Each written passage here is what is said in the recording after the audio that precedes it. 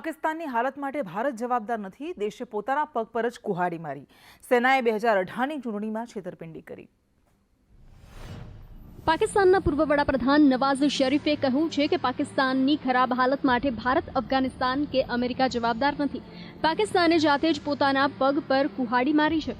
લાહોરમાં પોતાની પાર્ટી MPLNના એક કાર્યક્રમમાં બોલતા નવાઝે કહ્યું કે સેનાએ 2018ની ચૂંટણીમાં છેતરપિંડી કરી છે અને દેશ પર સરકાર લાદી.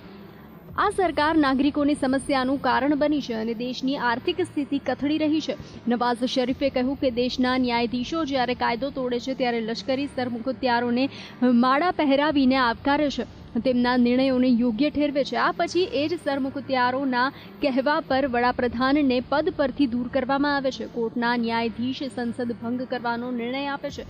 પાકિસ્તાનના પૂર્વ વડાપ્રધાન નવાઝ શરીફે કહ્યું છે કે પાકિસ્તાનની ખરાબ હાલત માટે ભારત, અફઘાનિસ્તાન કે અમેરિકા જવાબદાર નથી.